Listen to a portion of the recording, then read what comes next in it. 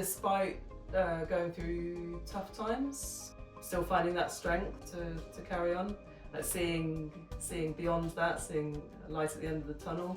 I worried far too much about that.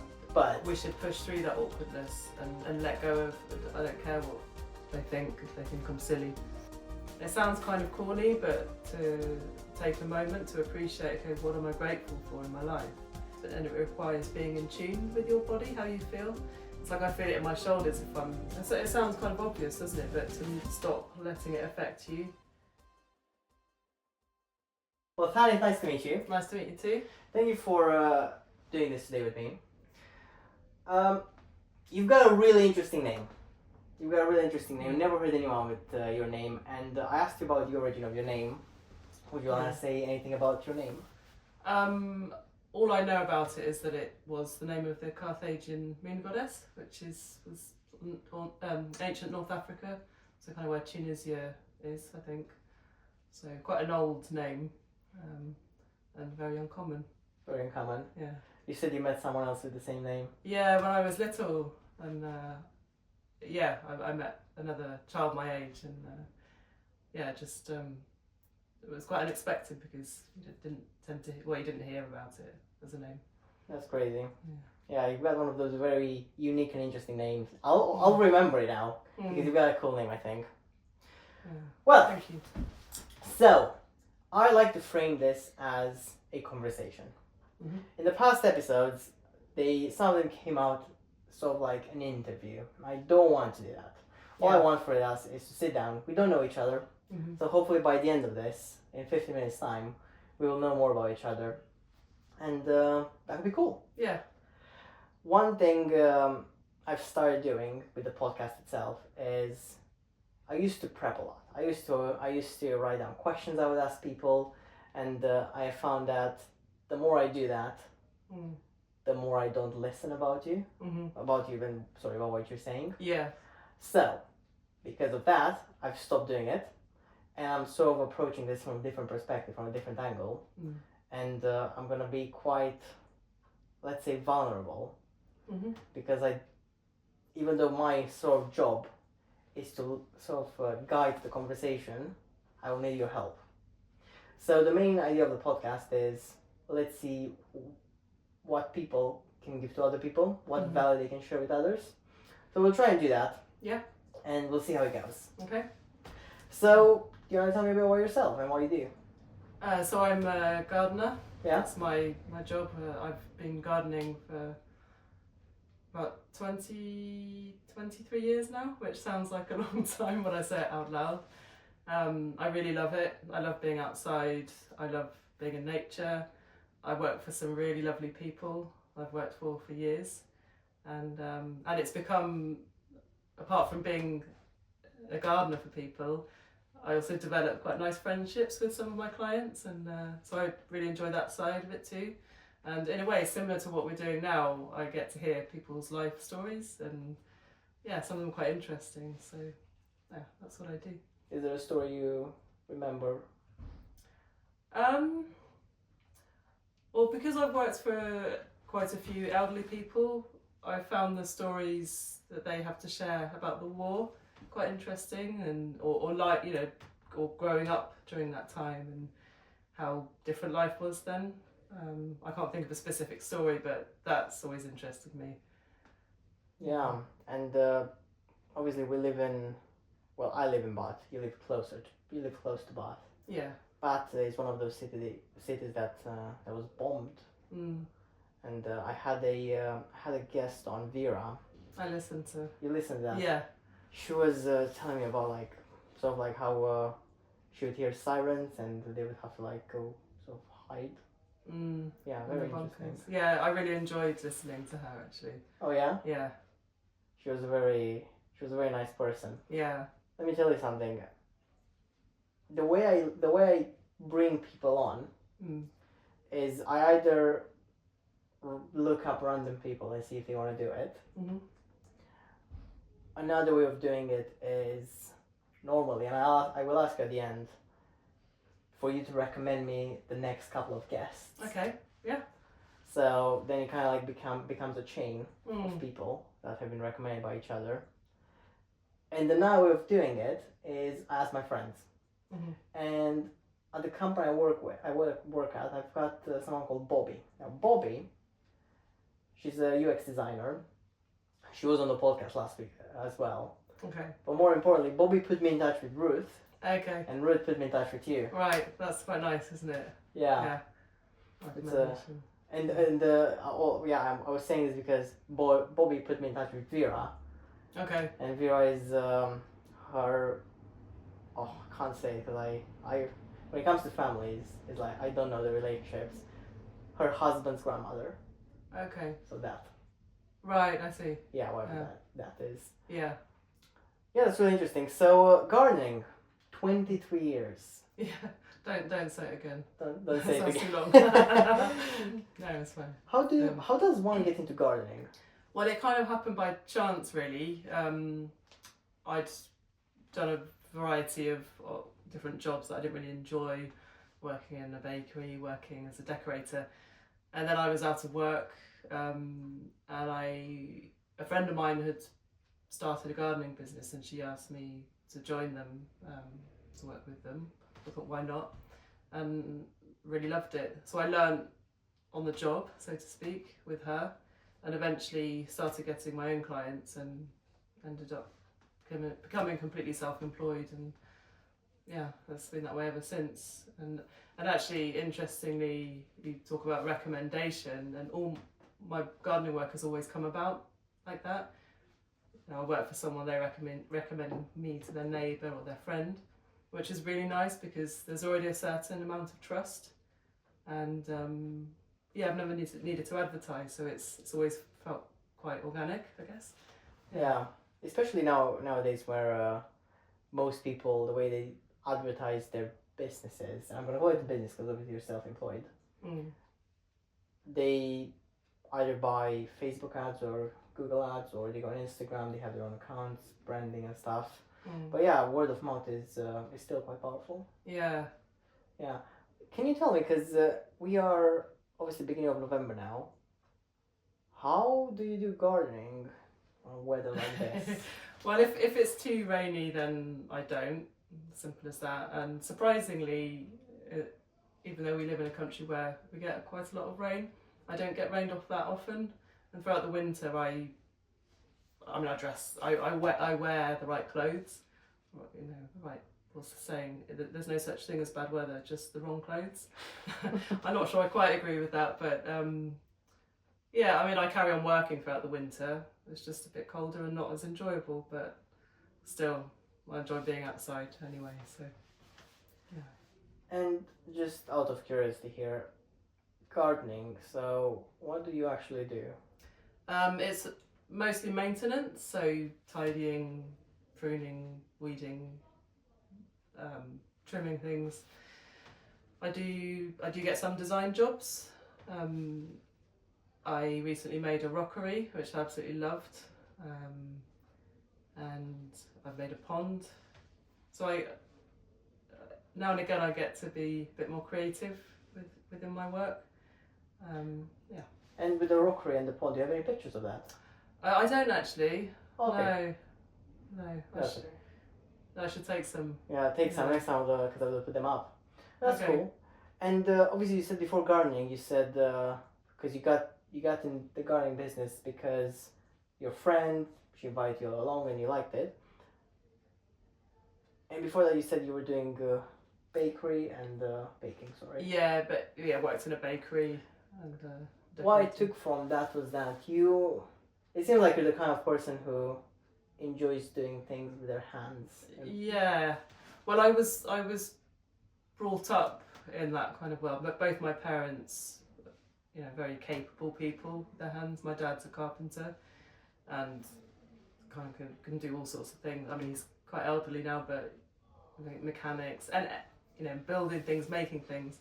And my mum the same, but with other things, like making us clothes, knitting, cooking. Both very creative people. So I guess that's kind of, that's where I've got it from.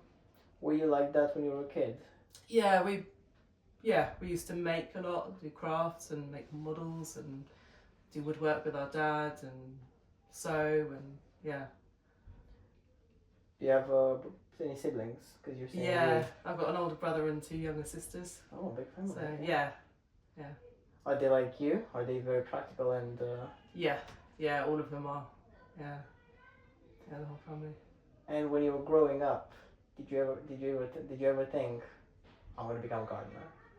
No, I mean our mum has always gardened, and now they've got a huge garden. She grows a lot of vegetables and fruit, so they're quite not completely self-sufficient, but they do pretty well in that regard. So I've always had that in my life. So without knowing, there was probably that connection with it. Yeah. Do you feel anything like when you garden? Do you feel like are you happy, or like do you have any sort of like what's your why behind that? Why? So, for example, like on a day like this when it rains a lot, say you were out gardening right now. Yeah. And doing maintenance. What keeps you going in jobs like this? Because it's different than the normal day-to-day in an office job. Do you mean specifically with the weather the way it's been, or just in general? In general, I guess. Yeah. Okay. That was just the example I tried to use. I like being outside. That's one thing, and without it sounding odd, I like things to be tidy. So coming in and tidying the garden for someone, making it nice, making a shrub look neater, cutting the grass, whatever it is, I get a lot of satisfaction from that. So that's probably why. Well, and money, to be honest. Yeah, that makes sense. Obviously, money is a big part of it. Yeah. So are you the type of mom, because you've got 2 kids, that if the things are not put where they should be? Yeah, I'm on their backs. Yeah. Yeah, I mean, my son's quite like me. He quite likes a tidy space. My daughter, this would sound wrong, but still training her to be tidy. That was the wrong word, but trying to get her to see how nice it is to be in a tidy space. I think it's good for us to be, it makes me feel calmer, feel more relaxed. It's nice as well. Yeah. I'm kind of like you in that regard, I think.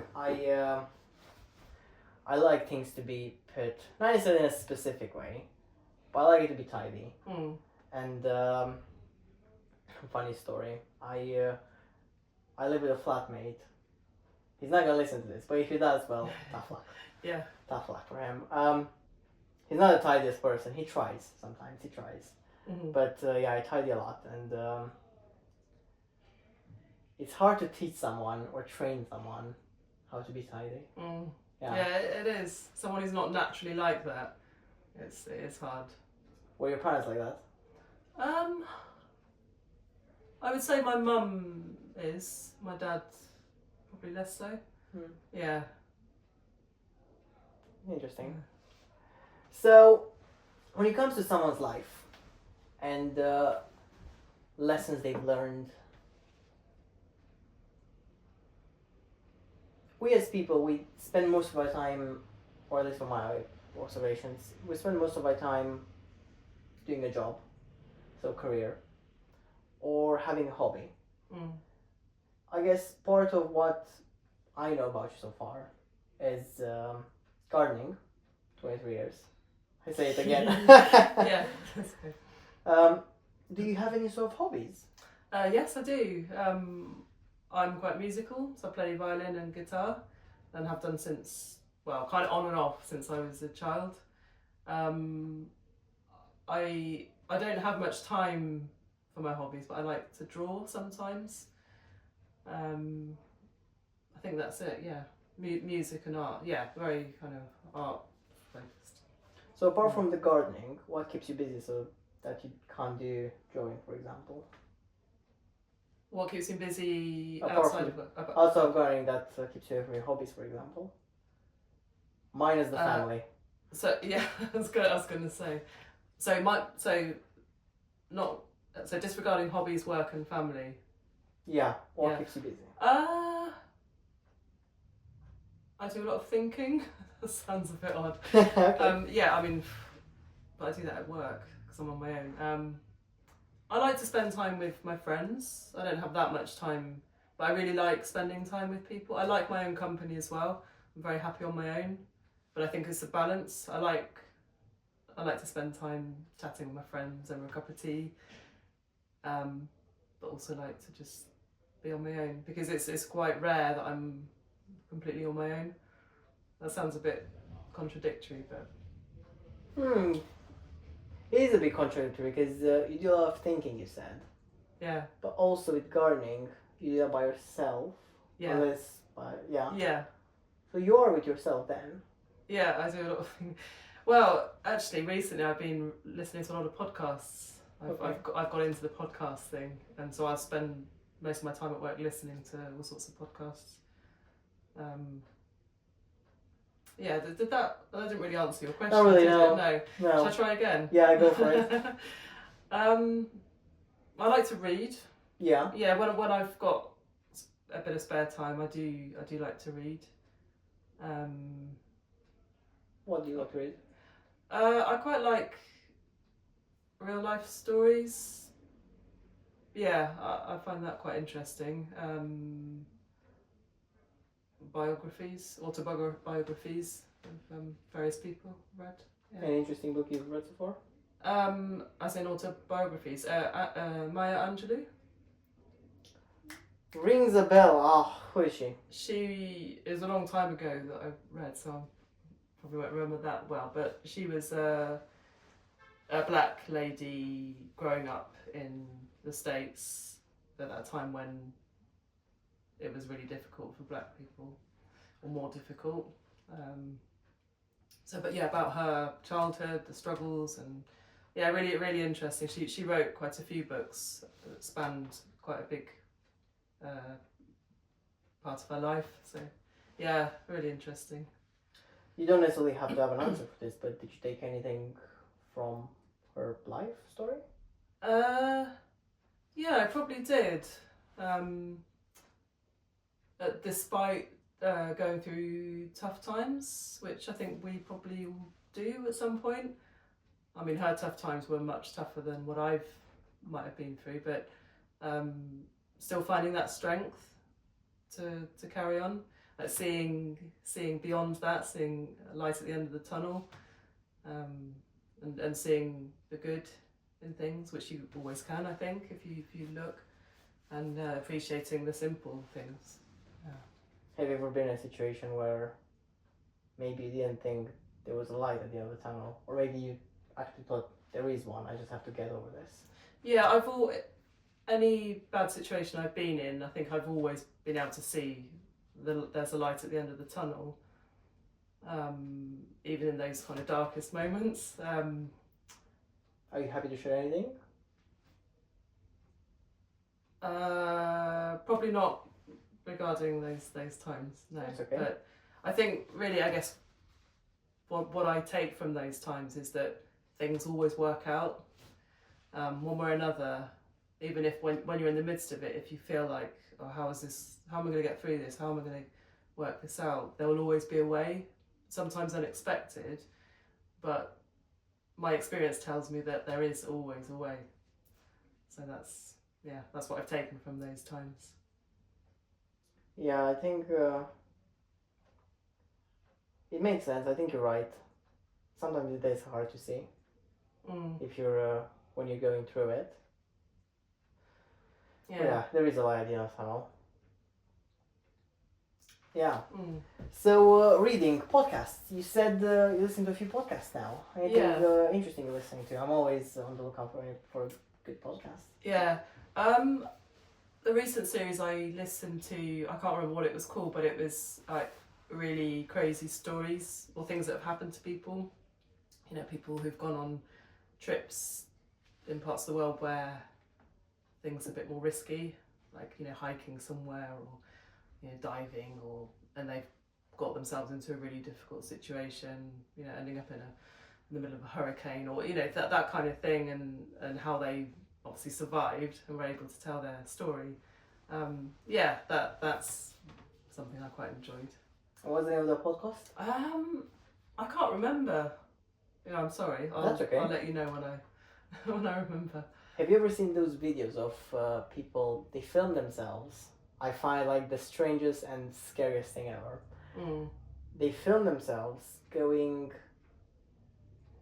into probably a cave of some sorts, but like it's one of those caves that's like really, really small, tiny, and they're like literally, yeah, I they can't stand that. yeah, it's like they can't move. I don't even know what they're called, but potholing in so, English. Yeah.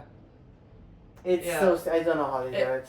It makes me feel a bit panicked just the thought of it. I wouldn't. Happy for them if they enjoy it, but I'm not going down there. Yeah, and crazy you're saying this because it was actually earlier today. I was on the phone and as you do, scroll on Instagram, and there was a video of this guy skiing with a couple of. I didn't. The beginning of the video didn't show that he was with friends. Yeah. It was just himself skiing, and he fell into. I don't remember the words for it. Crevice. Yes, into a crevice, and it was like deep. So how did you get out of that? And he was like yelling for help. The horror. I was like, I have to watch the whole thing now. And he escaped, obviously. Right, yeah. But like, oh my goodness, that's like... That just fills me with dread. Yeah. Yeah. I said to my friends back in Romania that I want to go skiing now in December. That kind of puts me off a bit now. Yeah. Yeah. Unless you stay on like the blue slopes, you don't go off piste, just, keep it safe. Keep it safe, yeah. That's a scary situation to be in. Yeah. Yeah. So obviously you said the podcast crazy stories. With gardening, do you have any like weird or crazy stories, or have you been in like any sort of like unique or interesting situation that you wouldn't necessarily expect to be in? No, I don't. I can't think of anything. It's quite a safe job to be in, I guess. Nothing that exciting.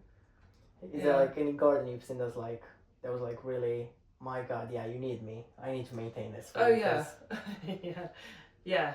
But I quite like those because, like, if it's a really overgrown, neglected garden, I like to get kind of stuck in and bring it back to its former beauty and discover what's in there, what kind of plants are going there. So yeah. How do you organize yourself around those messy gardens? Like, how do you know where to start? And how to start? That's a really good question. I just have to, it's a bit like tidying a room. You can't try and do it all at once. I just have to kind of section it. Okay, I'm going to focus on this and then that and kind of move around, the garden. Were you good at sort of like this no, I can't say the word now. Compartmentalizing. Sort of like, were you always good at this, or has it been like a learning curve? I think I've always been like that. Yeah. Yeah, I'm quite organised in my mind, I think. Yeah. And obviously we've been doing this for a while now. Is there, because you're self-employed, is there a reason why, because the first thing that comes to mind, to be honest, is, well, could you maybe get another person to help you with this, so you can maybe make a business out of it? Yeah, I mean, it's been suggested to me, but I quite like working on my own. Sometimes I work with my clients. Some of my clients like gardening. They just can't cope with the whole garden, so we'll work alongside each other, and that's quite nice. But I quite like to keep it simple. The thought of having to manage another person and make sure I've got work for them, and it's very straightforward for me the way it is. It's just me. My accounting is very simple. Yeah. You said you like to work by yourself. If you were to take the admin away from it, do you think that would still be the case, working by yourself in a garden, or? I think maybe sometimes it'd be nice to work with someone else. Yeah, probably would, because it'd be nice to chat and. So it's the admin that's putting you off? Yeah, I think probably that side of thing, all the paperwork and, dealing with taxes and all that stuff. It's too boring. Too boring. So, obviously, before we started this whole thing, you said you've got a jewellery business Mm-hmm. you're sort of looking and trying to start. Yeah. Tell me a bit about that, and we'll get to because that comes with admin, so I'll ask you about the admin part of it as well later, but tell me about that. Yeah. Well, growing up, it was one of the things. So, starts at the beginning. So when we were kids, me and my siblings, we travelled a lot in a converted truck around Europe. So we'd go off for months at a time and travel around Europe, Southern Europe.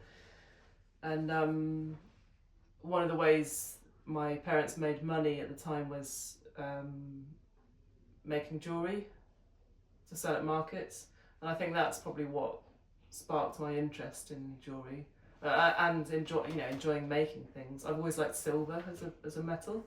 I like metal actually as a whole. I find it a nice thing to.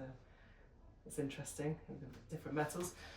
And a few years ago, I was thinking, what can I do to make a bit of extra money, or something that kind of fits in with my gardening, because I still enjoy gardening. And I thought, well, it'd be great to have something I can do on a rainy day where I'm still being productive. And I thought, well, I could make jewellery from home, and found this really interesting looking course. I did an intensive silversmith course a couple of years ago with the intention of making and selling as soon as possible, but it's taken me a couple of years to get the tools I need, because you need quite a lot of different tools.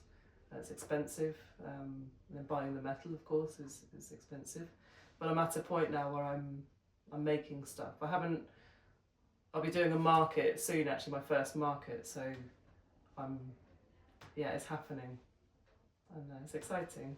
And what kind of jewellery are you doing? Are you doing rings, bracelets, necklaces? That's everything I come up with. Earrings are actually the one you didn't say is what I'm making. Obviously, it's that one. That's what I'm starting with. So I'm quite into geometrical shapes. So I've been making earrings based on geometrical shapes, and what attracts you to the geometrical shapes? Quite possibly that need for neatness and balance. Yeah, that's a really good question, because I've always wondered why am I drawn to those shapes, and that's probably why. Yeah. I think I was kind of expecting you to say that. If you had said anything else, I'd be like, oh, okay, fine, I'm wrong. Right, interesting. Yeah. Yeah, that's cool. And how long has it been since you started the course? It's 2 years. 2 years actually since I did the course. So it's very slowly but surely kind of getting to this point, where I'm ready to sell. So, for someone who doesn't know anything about making jewellery, and I don't know in what shape or form, when you buy the metal, I don't know okay, I'm gonna buy some metal, this is a piece of metal. Yeah. Not knowing anything from I've got a piece of metal now. How do you make, obviously you've got the tools and everything, how do you make the jewelry actually? If you're I'm stupid, tell me how you do jewelry. Well, no, it's not stupid because you've never done it. So the earrings, it's all made from scratch. So I make what they call the ear wire, the wire that goes through your ear. I make that from silver wire, and I bend. I use a flame to melt and shape the end, and then the piece I make to hang from that ear wire, it could be anything, that's when it becomes really interesting, making something to hang from it. So I've been making things out of wire, like spirals and hexagons, and I've really been enjoying using wire. I've also made earrings from sheet metal, so flat. So I'll buy a piece of flat silver and then cut from it a square that I've then domed and hammered to make an impression on the metal, and then I have to solder what they call the post that goes through the ear with the scroll on the back. So it's a fun process. And you said you like silver, and you've described the shapes.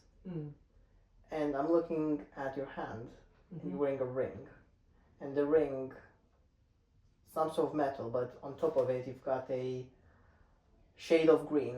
Yeah. Do you put any sort of color on them, or do you just stick with silver? So far, I didn't make this. So far, I haven't made any rings. I know how to. No, sorry. Sorry. My question was more around. Do you like to put any sort of color on them? I'll just give it as an example. No, not yet. Maybe in due course, but I quite like that simplicity of the silver. I had the idea, or actually, I've been suggested the idea of incorporating wood with the silver. Maybe using wire and a piece of wood. Yeah, there's all sorts of things that. And how do you? No, I mean not how do you. I think obviously you said one of your hobbies is drawing. Do you like to draw out the earrings you're about to do and then do them? Yeah, the design. Yeah, so I do. I've got a black notebook and a silver pen, so I'll draw my ideas and then work out how to bring them to life with metal. Is a white paper and pen good enough? No, it's not good enough. Why? No, I mean in a way, using a black background, that contrast between a silver ink and a black piece of paper, it brings it a bit closer to the end result. You know, I can kind of visualise it better. Silver on black. I see, yes. Yeah, and it's quite nice to use those mediums. Yeah, it's different. It's cool. Yeah, they do look nice. I can imagine. So, how many are you looking to make before you go on to a market? Well, I've got a weekend market, so 2 days, and this has been quite a hard thing to gauge. So my aim is to have 25 pieces per day, hopefully more, but I think that would be my minimum, because I don't want to stall where it's too sparse, but I don't want too much either. So that's been a difficult thing, actually, working out what would look best, and it's a complete unknown. This will be my first time selling, so. How are you planning on selling apart from maybe going to a market? I'd quite like to use Etsy, because although it's changed a bit from what I understand, it used to be, a site for people to sell their handmade products, but I think you do find more mass-produced stuff on there now. So I might look at finding a site where it is, handmade stuff, because that's what I'll be doing. But I like the idea of markets, because you get that interaction with people. People can see the person who's made these things, and have a conversation about it. I'm thinking the best. I've seen, because obviously December, Christmas market is about to start. Yeah. Are you thinking maybe not this December, maybe a year from now, go to a Christmas market, or like one of these big markets? Definitely not Bath, because it's so expensive. Yeah. And I haven't been in the last couple of years, but although there are stalls where people sell handmade stuff, there's a lot of mass-produced stuff as well, which I don't really agree with in a market like Bath Christmas Market. I think they should focus on having makers and producers. Yeah. So, well, certainly for the time being, I'm starting small. The market I'm doing is a Christmas market. It's just a lot more affordable for me to start with. What's the average price you wanna price a piece? The earrings. Depends how much metal's been used and how much time I've spent making it. But for example, I've made a pair of earrings, so ear wire and then a silver disc that I've texturized, and I've priced those at £45 a pair. So that's been a hard thing too, pricing. Not wanting it to be too cheap, but also not too expensive. Finding that balance. Yeah, it is a bit hard at the beginning. I'm guessing you've never done. You've never done something like this. No. So tell me about the admin side. Because you said you don't really like that inside. No. Well, so far I haven't really had to deal with much of that because all I've had to do so far is, price up how much metal I've used and, keep track of my time spent making. And that hasn't been very organised. I just kind of scribble down on bits of paper. So. For someone as organised as you, yeah, really... that's bad, isn't it? Yeah, I need to change that. So yeah, I mean, it is an unknown. I could, I might not sell anything, or it might work really well. But either way, it will be a good first experience of selling and getting to see what people like or not. What's your packaging like? Have you thought about that? Yeah, so I've got a logo. I need to hurry up and get on with this actually, but I've decided on my logo, so I'll get branded packaging. I found a company that makes nice packaging, because I think that's important too, especially as often people will be buying jewellery as a gift. So to have it in a nice presentation box is important. Yeah. I'm only asking because I'm thinking if I could help you with this and maybe try and... Because I know at work there's... it happened last year, or during my placement. I remember we sort of had people come in who were really good at arts and crafts, and they would sell things like... I bought a coaster made out of some very nice glass. Well, I say glass. It was not glass, ceramic. Yeah, ceramic, I think. Oh, okay, yeah. Yeah, it was had like very nice patterns of cars. I'm thinking, could you maybe come to work, or I could like buy some? I could buy some of you, and then, well, not necessarily buy. I'll sell some for you, so we can get some sales in. Okay, yeah. Yeah, that'd be great. cool. Thank you. Yeah, that's what I was asking about packaging. Okay. Yeah, because then if you have your name and everything, people can start to like know you. Yeah. Thanks. Because it could be something similar like word of mouth, which was your whole gardening thing. Yeah. Yeah. Yeah, it could well be. Yeah. You're right. And obviously with something like this, you said 2 years. Yeah, it's been about 2 years. Yeah. So, from making the decision to sort of finishing the course, starting to buy the kit, making some of the earrings, is there anything you've learned from this journey? Because it's a bit different than the normal gardening, but still in the same area of doing something with your hands. Yeah, definitely. I've had to learn to be, again, you might think this doesn't fit with what I said about being organised, but being organised with my time. So with my gardening, I'll leave the house, I go to my place of work, come home, whereas my workshop is at home. And it's very easy to think, oh, I should do some jewellery. Oh, but this needs doing. I need to, wash up or do the laundry. And then it gets pushed to the bottom of the list. So I need to be more disciplined at going, okay, I'm going to go to my workbench and spend 2 hours and dedicate that time to that. Ignore the pile of washing. Yeah. Time blocking sometimes works if you look at, so I work in software obviously, and sometimes we've got loads of meetings sometimes, so that's block time and you can't do anything. So even if I wanted to do something else, I can't. Okay. And that puts sort of like the pressure on you to do that. And I kind of like see myself following the same pattern as you described, which is, say with the podcast, sometimes I might want to find a time, but then I have to do something else, maybe cook, handle the washing, and put maybe the podcast on hold.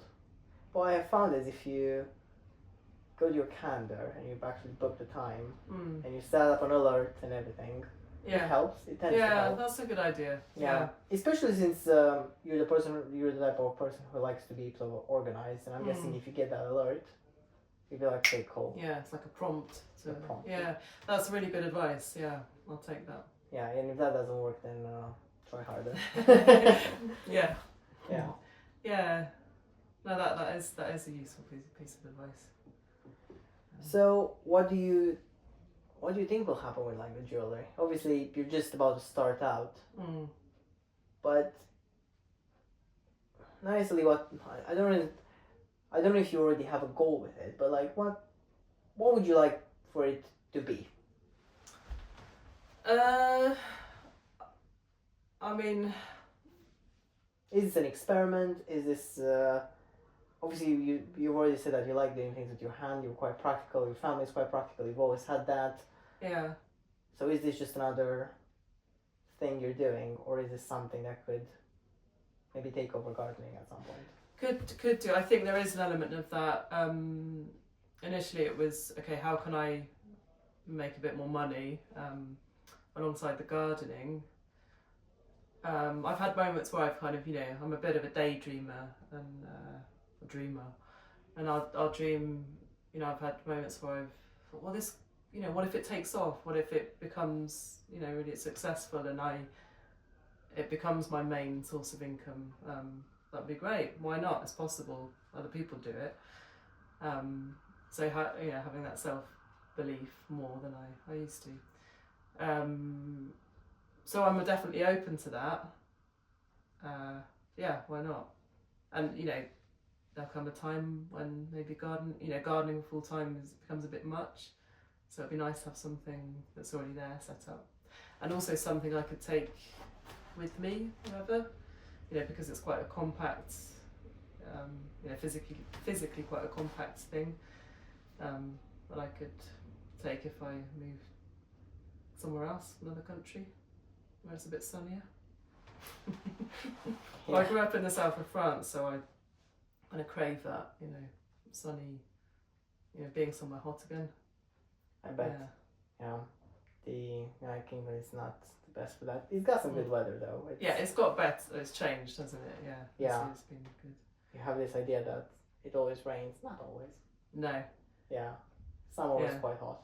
Yeah, it was actually this year. It was, so I can't complain. I don't know how you're doing gardening during like the summer heat. Oh, I love it. I love it. Yeah, I'd rather that than I mean where I grew up, it would get very hot. Well, still it gets really hot nowadays. So I'm kind of used to that. I've grown up with that, heat, I guess. So it's what I like. Yeah. You know what? With the jewellery, I have a friend back home, and she likes to knit purses. Okay. And the sort of kit she has, or the strings, they're very thick, really thick. Yeah. And she's made a nice purse out of it. And me and his boyfriend, we keep saying to her like, they look nice. You should try selling them. And she always is like, yeah, maybe I need to find the time. Yeah.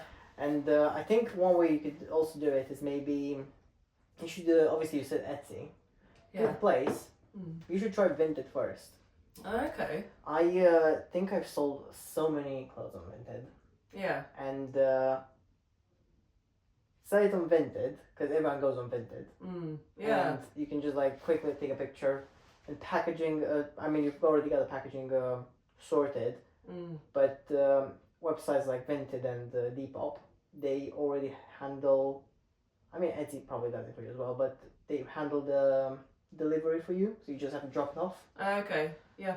And you can make it so that you can pay the delivery fee, or they can pay the delivery fee. Right. And that way you can quickly see, well, it took me a week to sell this.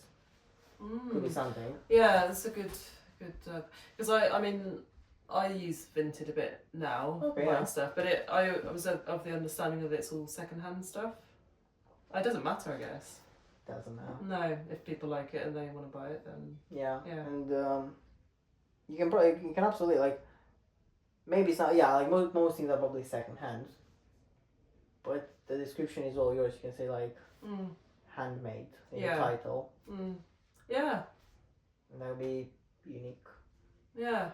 Yeah. It would never have occurred to me to use Vinted. Yeah. Yeah, no, I would use Vinted for this. Especially here in the UK, so many people use Vinted. Yeah, everyone. Yeah. I tried using Depop as well. I've heard of it, I've never used it. I never made any sales on there.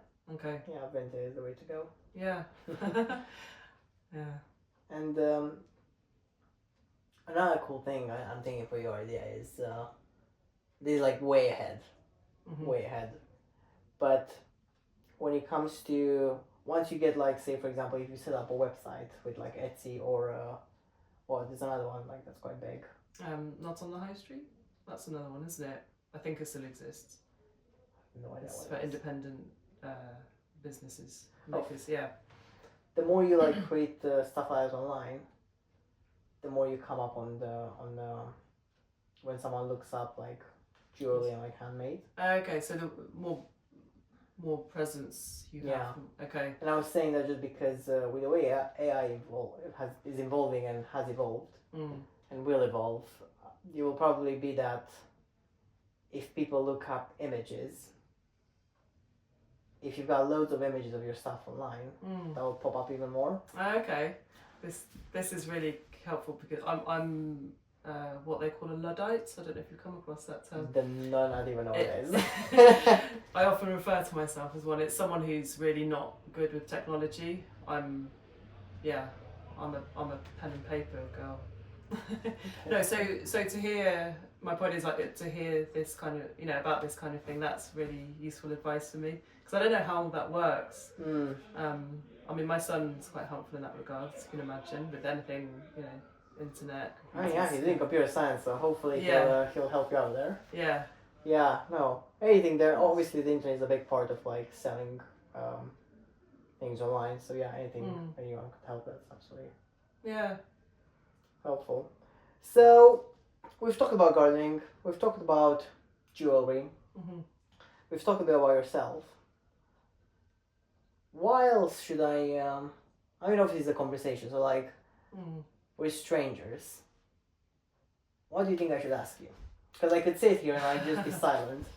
What should you ask me? Yeah, what should I, or maybe is there anything you want to, like anything you want to like share? And this is, I've never done anything like this. Okay. I'm putting all the pressure on you. Well, the only thing I could think of, just based on listening to a couple of your previous podcasts, and the one that sticks in my mind the most was Vera's podcast. I really enjoyed her like words of wisdom and things she's learnt. And one of the things I related to in what she said was appreciating what you've got, being content with your lot, and not feeling, I need more, I need a better this, better that, but striving to, have what you need, so to no, it wasn't a question, wasn't it? You asked what should you ask me? Yeah, okay. What I'd like you to ask me is what words of wisdom might I have to share? What words of wisdom do you want to share? Well, now I'm going to feel like I'm repeating what Vera said. But no, okay. I'll talk about the same thing, but from my perspective, my life. Growing up, we didn't have a lot. We had enough. We had what we needed. We were loved, fed, clothed. Had a really happy childhood. But things were tight sometimes. We didn't have a lot of money. And I feel like that's taught us, me and my siblings, to appreciate things and appreciate the simple things. And that, I think, as a within our family, that's something we all practice. It's a regular practice it sounds kind of corny, but to take a moment to appreciate, okay, what am I grateful for in my life? And even if it's repetitive, it doesn't matter, but I'm grateful for my family, grateful for my friends, my partner, my children, grateful to have a roof over our heads, food in the cupboard. We never go without. So I think that sums up what how I try to live my life. If you could say anything to anyone who you've interacted with today, what would you say to them? Like, being grateful to them. Name one person and deliver a message to them, as if they were to listen to this later. And I'm putting that on the spot there because sometimes I feel like I don't do that. Yeah. And then I regret not doing it. Yeah. And then I say, okay, I'm going to do it next time. Yeah. And I don't do it. Okay, so now you're doing it. No, you're doing it. Oh, I'm doing it. Yeah. Okay. So sorry. Could you repeat the question, please? If the people you've interacted with today, what are you grateful for? Or what are you grateful for when you think of them? Of the what am I grateful for within those people? One person. Okay, one person. We've interacted with today, spoken with, spent time with. Okay, my daughter, because I spent time with her today. I'm grateful for how kind and generous she is, and yeah, how caring she is. She's an amazing daughter, and yeah. Well, I mean, I'm quite biased because she's my daughter, but she is, yeah, she's got a nice nature. That's very nice. She doesn't demand stuff, you know. She's grateful for what she's got, and she often expresses it that way. Which I'm quite proud of that. You should be. Yeah. I think I've never done this. I think I'm grateful for. I think in terms of today. Obviously a big part of anyone's life is family. I spoke with my mom earlier today. Mm-hmm. I always make fun of her. I called her this morning. She's gonna watch this later. Right. And I make fun of her because I always say, yeah, you're not doing anything at work. She is. I just make fun of her. Yeah. Yeah, I think I never said when she watches this. Hopefully she like it. I've never said when we end our calls, because obviously she lives in Romania. We normally say like, okay, bye. I never said I love you. So if she watches this, I'll say, I love you, Mom. Yeah. Yeah. That's good. Yeah. That's important, because I feel like people don't say it enough to the. I don't think you should say it all the time because it kind of loses something. But you know, if you feel like saying it in that moment, to say it, even if it feels awkward. Yeah, I like that. Yeah. That's the thing. It feels awkward sometimes. But we should push through that awkwardness and let go of. I don't care what they think, if they think I'm silly, because that's you're sharing something important. Yeah, especially when things could happen. I was last week I was walking back. It was raining, and I was walking back from wherever I was walking. I think fencing. I do fencing on okay. as a hobby. Well, that's quite unusual. Yeah. Yeah. And I was coming back from university, and I was listening to music, and I've got the AirPods, and the noise cancelling on them, it's amazing. But there was a puddle. Okay. And I had to go on the street. Right. I was wearing the headphones, and there were no cars on the road. And if there was a car, I would have seen it because it would have come from in front of me. I would have seen it. Yeah. I was thinking, well, I didn't even look, and there was if there were any cars who were maybe overtaking, I would have died. Yeah. Yeah. Because you were distracted by listening. No, I couldn't. I was because the headphones are noise cancelling. Oh, I see. Sorry. Yeah. I was like, what? I would have died that night. That's it. I've wondered about that because you see a lot of people walking around with headphones on. I've never done that, and I always wonder about that. So it's a thing then. Kind of was a bit scary. Yeah, but then I guess you take from that, you learn your lesson, don't you? Hopefully. Hopefully, yeah. I'll walk back today and I'll listen to music and then I'll hopefully remember. Yeah. Yeah. Well, we're kind of at the end now. And my question for you is classic question. 23 years later, 30 years later, from when you were a kid, what would you say to yourself? Say when you were 17 or 18, knowing everything you know now. What would I say to myself? Stop worrying about what other people think, because I worried far too much about that, and it holds. I think it's probably quite common for people, but I think it holds you back.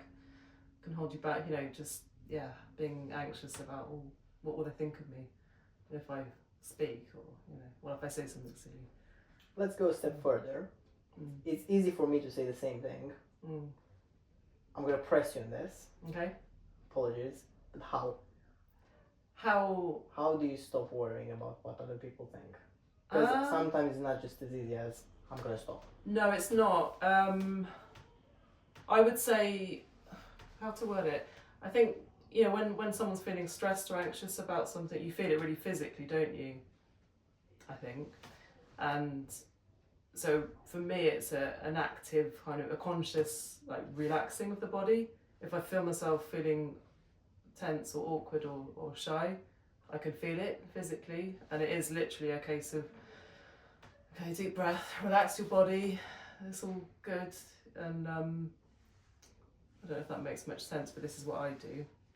But also, you know, putting myself in that other person or whoever's around in their shoes, I think, well, they're probably feeling the same. Most people, I think, do experience that sometimes, and we're all humans and probably have quite similar experiences in many ways. I hope that made sense. It makes sense. I think it's quite physical sometimes. You stress and you feel it. Yeah. It's quite intense. But that requires being, you think it would be obvious, but it's not always, and it requires being in tune with your body, how you feel.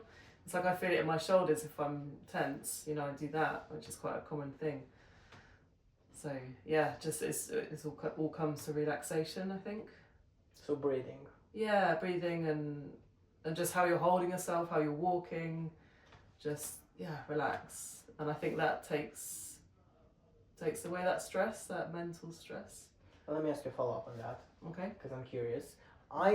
When I'm in that situation where I'm maybe a bit stressed, or I worry about other people think, it might be that one moment I'm like all happy and right, I'm about to do this, and then after I do this, I have to do this, and that's how the day is planned. And then that moment hits. Yeah. How do you not let that impact the rest of the day? Because sometimes I find myself sort of like, oh, I was trying to do this, now can't be bothered, or like this thing's happened, ruin the whole thing. Do you find that? Well, did you find that? If something doesn't go to plan and then it has an effect on the rest of the day? Yeah, or like maybe someone said something and that's then put you in that state. Oh, yeah, okay. I think it's about letting go or consciously choosing to let go of that what that person has said, you know, those words. And making that conscious decision to not, it sounds kind of obvious, doesn't it? But to stop letting it affect you, because that was what they said, it was their words, and it's kind of like putting a boundary. Okay, this is those words have affected me, made me feel this way, but I've always got a choice to feel it differently. Okay, I'm letting go of that. I want to feel good again. It answers my question. Yeah, I think so. I'm not saying it's easy, you know. I mean, with all these things, sometimes I find it quite easy to apply. Other times it takes, you know, it takes longer to put into practice. Yeah. And I think with any of these things, you never kind of fully get the hang of it. It's not like any of us can go, okay, I'm sorted, you know, I know what I'm doing, I can relax. Life is a lifelong practice, I think, this kind of thing.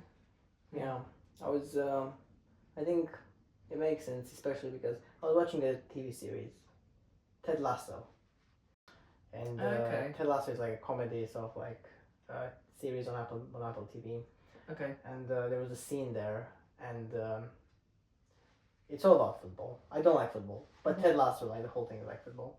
And one of the people in the team was like upset about some sort of thing, and the advice they gave him was be like a goldfish, I think. Okay. Because the goldfish has got the memory of like 2 seconds. So be like goldfish, forget everything and move on. That's a good one. Yeah. Every time I fence, sometimes I get a bit upset. After I lose a couple of points, I'm like, I need to come back right now. Yeah. And then I remind myself, doesn't matter. Let go. Keep Yeah. going. And that's the key, I think, is being conscious about it, being really aware, and actually having that conversation with yourself, and literally telling yourself, okay, move on, let go, whatever it is. Yeah, I think that's it, having the conversation, being aware, right? Yeah. Well, I'm going to ask you one last question, and this is kind of like, I'm being very selfish right now. Okay. So, I'm going to try and ask you, how should I title this episode? Oh, that's a really difficult one. It is difficult, yeah. What title would you give it? You've seen some other podcasts, but you said that you've seen Vera's podcast. Yeah. What sort of like, how would you title it? It can be anything, by the way. I'm really stumped now.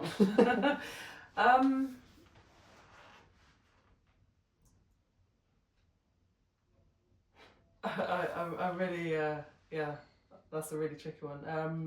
I'm trying to think what was the main thing that came up. What did we look at in your life? We looked at gardening. Yeah. Maybe to kind of wrap it up, like everything we talked about, I think throughout my life there's been, fear at points has held me back. Whether it's, worrying about what people think, or worrying about, I can't, start another business because, what if it doesn't work, So letting go of fear, would that be? Yeah, because I think that's been a big one for me throughout my life, is spending a long time feeling fearful of various things and learning to let go of that and kind of, lean into the unknown and go with that feeling of fear, not fearing the fear. Yeah. And maybe that's a good title. Not fearing the fear. No, that sounds silly. Letting go of fear. Okay. That'll be a title then. Okay. Thank you for doing this. No, thank you. If you watched Vera's episode until the end, did you watch until the end? No, I don't. No, I didn't actually. Perfect. I missed a few minutes of it. That's perfect. Yeah. Okay. Because I asked you if you're vegetarian or if you have any like food allergies or stuff. This is for you. Okay. I give it to everyone. Oh, thank you. It's my favorite chocolate bar. You cannot find it in the United Kingdom unless you go to Manchester or Birmingham. One of the two, I can't remember. Right. There's like one of those like international markets. Okay. And this has been imported from Bulgaria, I Right. think. Well, not this one. This one's from Romania, but the shop there they imported, and it's my favorite chocolate because, when you were a kid. Yeah. And you were having a chocolate bar, or even nowadays you have a chocolate bar, and you take the first couple of bites, and for me it was that I kind of wished the chocolate bar had a bit more chocolate to it. Yeah, always. Yeah, so I think I found the perfect chocolate bar, at least for me. Yeah. It's heavy on chocolate. Yeah. It's dark chocolate, but it's good. I like dark chocolate. Perfect. So you love it. Ah, thank you so much. Yeah, let me know. Is it Romanian then? So no, the brand itself is Turkish, I think, or like Arab. When I look up the company, it's like I can't read it. Like it's one of those languages. Yeah. But they've got a couple of stores or headquarters around, like Bulgaria, Romania, Turkey. There's a fourth one. I don't know where. I can't wait. They need to open one here because I'm running out. Right. I Okay. need to order more. Well, if I see any, I'll send them your way. Thank you. Tesco allegedly has it, but it's always out of stock. Alright, okay. I'm really it. curious to try it. Nice. Thank you so Thank you much. so much. Thank you. Cheers. I really enjoyed it. It was really good. Interesting, yeah. Nice. Glad. Yeah.